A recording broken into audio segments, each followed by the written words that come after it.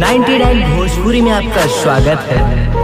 ऐसे ही नए नए वीडियो देखने के लिए हमारे इस चैनल को सब्सक्राइब करें और बेल घंटे को जरूर दबाएं।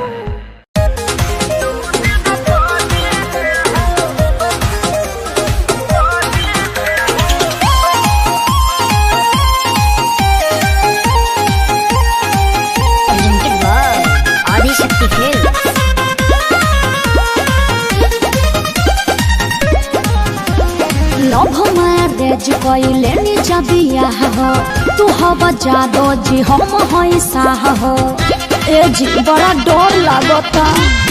लव मैरेज कैले निजा बिया हो तू हवा जादो जी हम साह हो। तहरा बाबूजी से बात कैलो चाहिए हो। ए जी तनी अपना बाबूजी से बात करी ना। रुका लगावता। हाँ लगाई ना।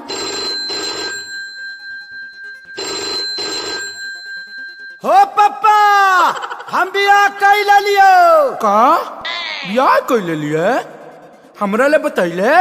तू बियाह कैला त हमसे बतैला ने बतैला त हम कह के बताई।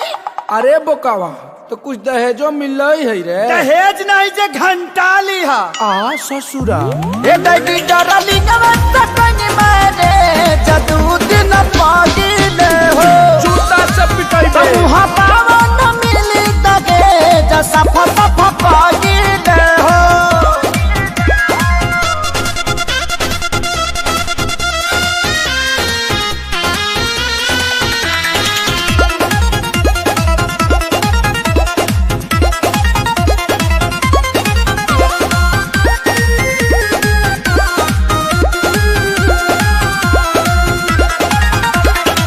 एक तो गलती कैले बनी जा हमनी के बरियार हो। ऐसन शादी से सुनल बानी टूटेला घर परिवार हो। पिताजी एको थप्पड़ न मारी है घरे चल प्यार बड़ी करी है।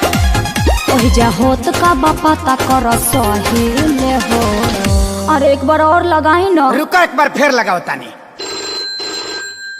ए पापा हो पापा हम सुहाग रात मनाई ले लियो। पंडित जी से दिखौला हवे।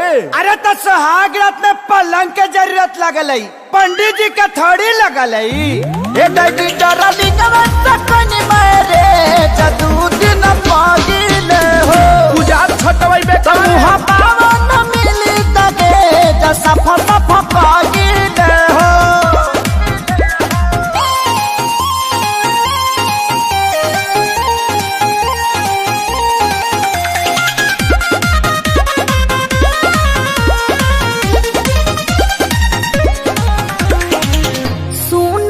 अखिलेश हमार का पता के रूह हो। वही जा जाए से पहले देख छोटका के मुँह हो। सुन सुन खेसारी के रानी कुछ कोई न कहतानी। यह सोची सोची टेंशन में डरे हो। हर एक बार लास्ट प्रयास करो। रुक जा एक बार और लगावा है। ए बाबूजी हो। अरे लइको हो गइल का रे। हाँ हो गई। अरे अभी तो 2 दिन पहले कहता के बियाह कोई हा। अरे जियो के ऑफर में डाउनलोड कर ले लाई बाबूजी। ए दैडी डरली नवत कनी मारे जदू दिन पागिले हो। समूह पावन मिली दगे जसा फसा पागिले हो। तोरा डार्लिंग को वार्निंग है घर मत लेके आना।